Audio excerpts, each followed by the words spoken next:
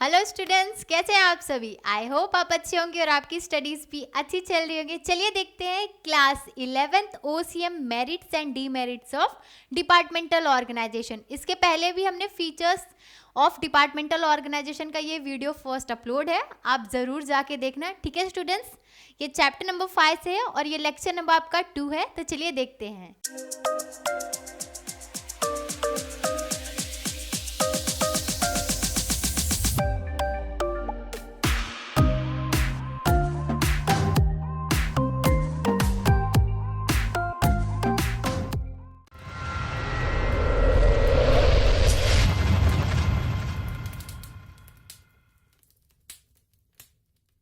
So students, पहले start करने से पहले मैं आपको एक टिप देना चाहती हूँ। तो चलिए देखते हैं वो टिप क्या है। तो स्टूडेंट्स, मैं वो जो टिप देना चाहती हूँ आपको यहाँ पर लिख रही हूँ। ठीक है, क्वेश्चन नंबर 5। सो स्टूडेंट्स, मैं ये टिप आपको क्यों देना चाहती हूँ, क्योंकि ये टिप अगर आप पता रहेगा तो आप जो भी पढ़ोगे ना वो इम्पॉर्टेंट आपको पहले माइंड में क्लियर रहेगा कि जो हम पढ़ रहे हैं ये क्वेश्चन, ये हमारे लिए एग्जाम पॉइंट ऑफ में कितना ज़्यादा इम्पॉर्टेंट है। तो स्टूडेंट्स, मैंने यहाँ पे क्वेश्चन नंबर्स लिखे हैं जो आपका पेपर पैटर्न है। उसमें क्वेश्चन नंबर जो 4 है या 5 है, मैं शायद थोड़ी कन्फ्यूज हूँ। सो स्टूडेंट्स, मैंने यहाँ पे थोड़ा सा मिस्टेकली 5 लिख दिया था, तो यहाँ पर 4 आएगा। जो क्वेश्चन नंबर 4 है यहाँ पे आपका डिस्टिंग्विश बिटवीन पूछता है। ठीक है, एग्जाम में आता है। फिर क्वेश्चन नंबर 6, 7, 8 यहाँ पे आपके अटेम्प्ट द फॉलोइंग रहेगा और यहाँ पे 4 मार्क्स के क्वेश्चन आएंगे आपके और यहाँ पे 5 मार्क्स के। और जो क्वेश्चन नंबर 8 रहेगा ये आपका लॉन्ग आंसर है। इसमें मेरिट्स, डीमेरिट्स, फीचर ये तीनों चीज़ भी पूछ सकता है या मेरिट्स डीमेरिट्स दोनों साथ में पूछेंगे। ठीक है, डिस्टिंग्विश बिटवीन की बात करें तो देखिए चैप्टर नंबर 5 पार्ट 2 में से आपको, जैसे इसमें बहुत सारे डिस्टिंग्विश बिटवीन दिए गए हैं आपके बुक्स में, जैसे कि डिपार्टमेंटल ऑर्गेनाइजेशन, स्टैट्यूटरी ऑर्गेनाइजेशन। ठीक है स्टूडेंट्स, तो इसमें से एक आपको डिस्टिंग्विश बिटवीन एग्जाम में फिक्स्ड है कि आएगा ही आएगा। तो जैसे कि हमने इसके पहले मेरिट्स पढ़ा था। ठीक है, तो मेरिट्स इसके पहले हमने फीचर्स पढ़ा था। तो फीचर्स के जो भी पॉइंट्स है अगर आपको अच्छे से याद हैं तो आप डिस्टिंग्विश बिटवीन में इजीली लिख सकते हो। ठीक है, फर्स्ट मीनिंग तो कंपलसरी है, उसके बाद जो एडिशनल पॉइंट्स है वो लिख देना। ठीक है स्टूडेंट्स, और एक और तरीका है, नेक्स्ट बताती हूँ। क्वेश्चन नंबर 6, क्वेश्चन नंबर जो 6 है इसमें आपको मेरिट्स पूछेंगे या डीमेरिट्स पूछेंगे, तो उसमें भी आपको ये जो क्वेश्चन हम पढ़ेंगे उसमें फ़ायदा होगा। ठीक है, और जो आपका 8 क्वेश्चन नंबर 8 है इसमें जो लॉन्ग आंसर आता है तो उसमें भी ये मेरिट्स, डीमेरिट्स और फीचर ये तीनों हमको एग्जाम में हेल्पफुल रहेंगे। तो सो स्टूडेंट्स, यही टिप था कि देखिए जो भी हम क्वेश्चन पढ़ेंगे वो एक इंपॉर्टेंट पॉइंट ऑफ व्यू पढ़ेंगे कि हमारे एग्जाम में आएगा ही आएगा, टारगेट करके पढ़ेंगे। ठीक है स्टूडेंट्स, तो होप मैं जो आपको टिप बताना चाहती थी आपको अच्छे से समझ आ गया होगा। तो हम मेरिट्स और डीमेरिट्स स्टार्ट करते हैं। ठीक है स्टूडेंट्स, सो स्टूडेंट्स, यहाँ पे हमारे मेरिट्स और डीमेरिट्स के पॉइंट्स दिए हैं, वन बाय वन हम देखते हैं। फर्स्ट क्या है, डिपार्टमेंटल ऑर्गेनाइजेशन का मेरिट्स देखते हैं। तो डायरेक्ट कंट्रोल, देखिए ये जो डिपार्टमेंटल ऑर्गेनाइजेशन होते हैं इसमें डायरेक्ट कंट्रोल होता है गवर्नमेंट का। ठीक है स्टूडेंट्स, नेक्स्ट क्या है, direct revenue to the government. देखिए डिपार्टमेंटल ऑर्गेनाइजेशन से जो भी इनकम प्रॉफिट जनरेट होता है वो डायरेक्टली गवर्नमेंट की ट्रेजरी के अंदर चला जाता है। ठीक है, थर्ड पॉइंट क्या दिया है हमारा, लेस ओवरहेड्स।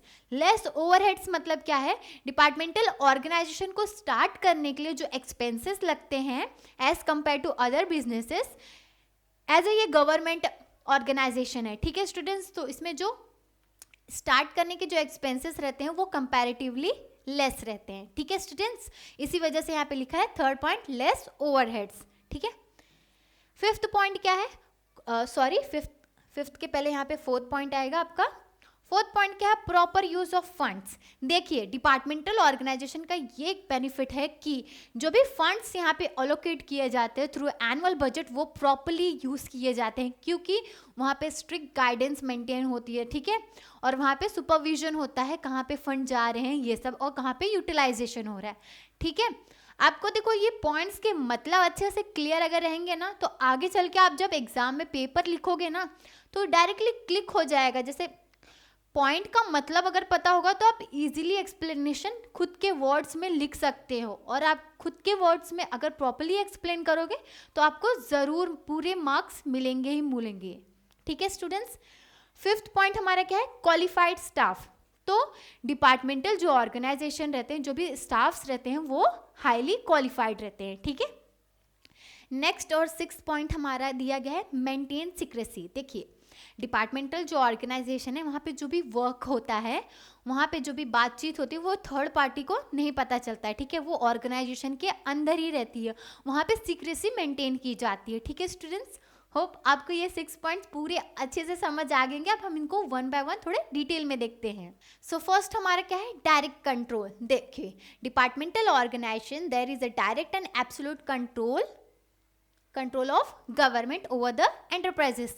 गवर्नमेंट का डायरेक्ट कंट्रोल होता है डिपार्टमेंटल ऑर्गेनाइजेशन के अंदर। ठीक है students,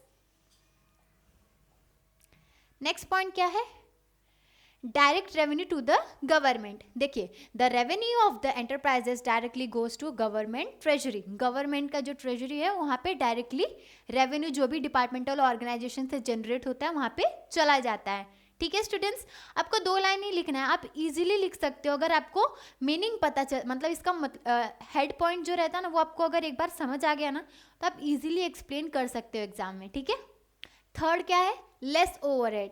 as a departmental organisation operated by a government themselves the administrative overhead charge are less.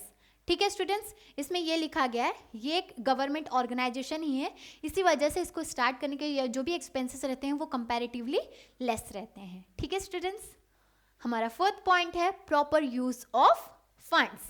देखिए यहाँ पे क्या लिखा है, since their undertakings are subjected to strict control and supervision.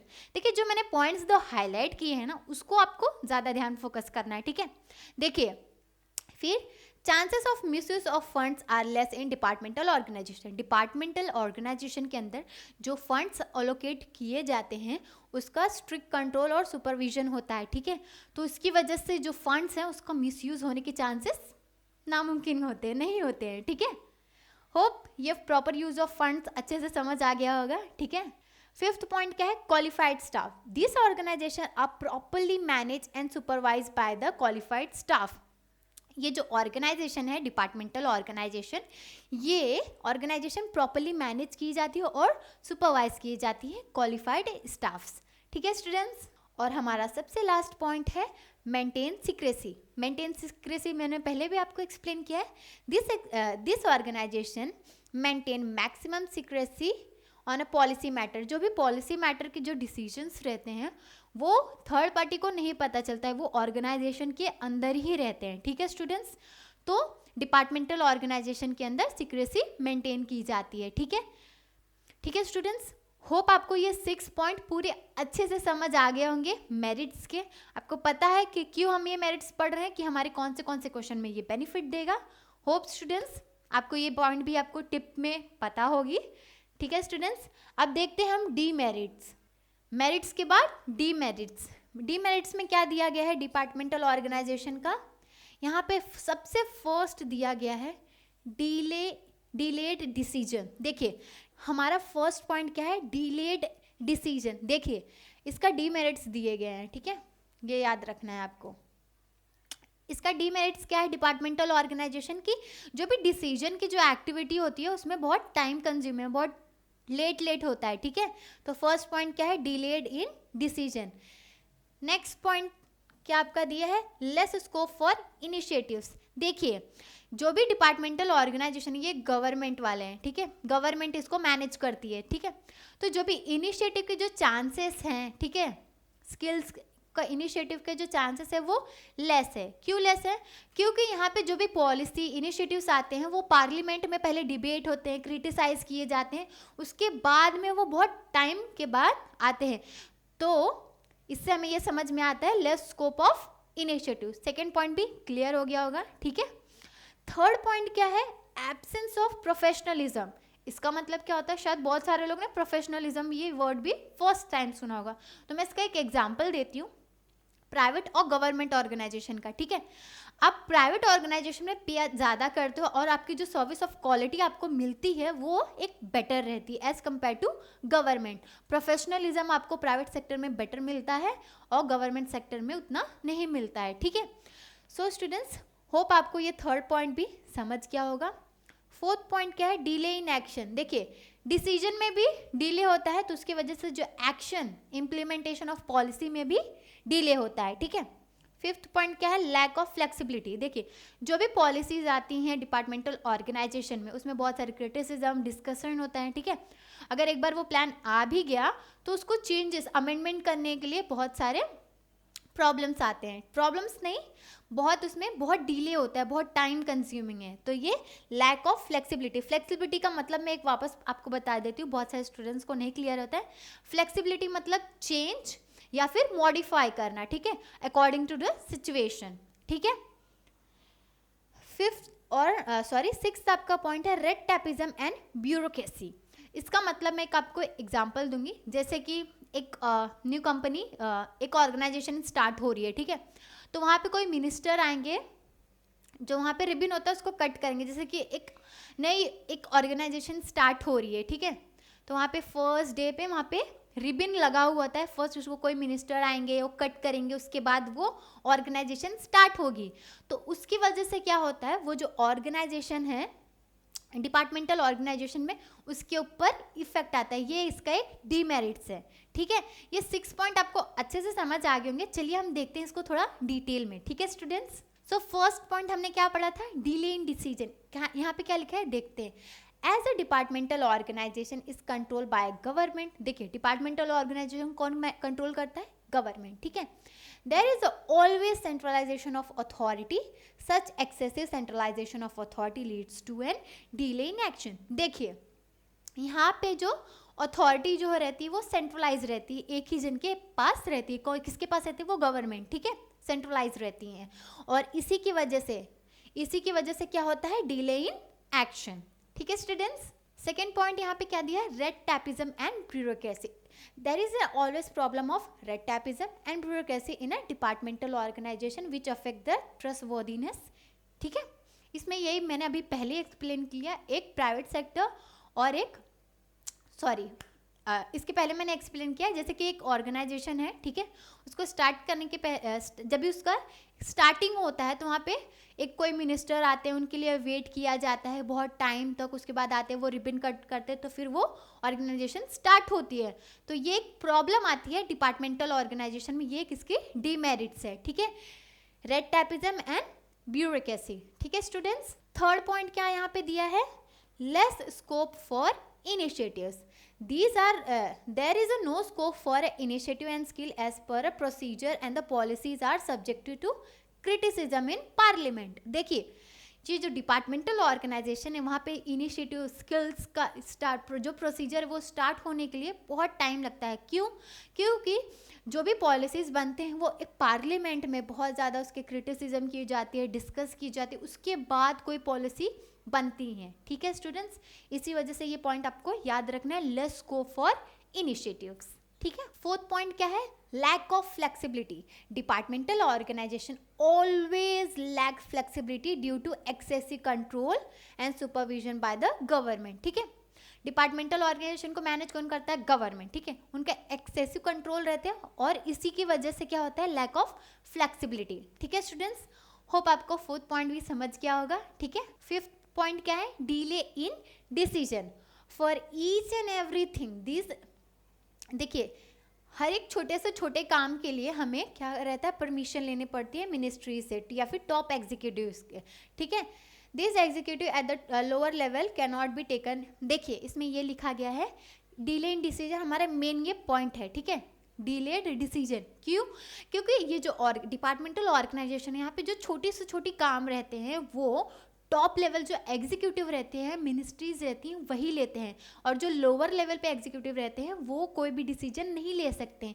इसी वजह से यहाँ पे क्या होता है, बर्डन आता है एक टॉप लेवल पे, तो जो भी डिसीजन जो प्रोसेस है उसमें बहुत ज़्यादा डिले होता है, ठीक है, क्योंकि एक एक्टिविटी नहीं रहती है, ठीक है स्टूडेंट्स। तो इसी वजह से हमको क्या पॉइंट याद रखना है, डिले इन डिसीजन, ठीक है स्टूडेंट्स। और हमारा डीमेरिट्स का सबसे लास्ट पॉइंट है एब्सेंस ऑफ प्रोफेशनलिज्म। इसको मैंने आपको एग्जांपल से एक्सप्लेन किया था, प्राइवेट सेक्टर और गवर्नमेंट।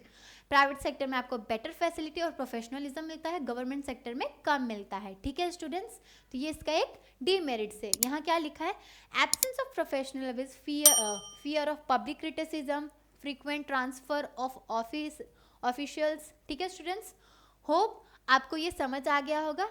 एब्सेंस ऑफ प्रोफेशनलिज्म भी, मेरिट्स और डीमेरिट्स इसको आपको अच्छे से करना है। इसके पहले वाला वीडियो भी, फीचर्स भी आपको देखना है। Hope you like this video, share with your friends और thank you for watching. Keep learning, keep smiling, bye bye.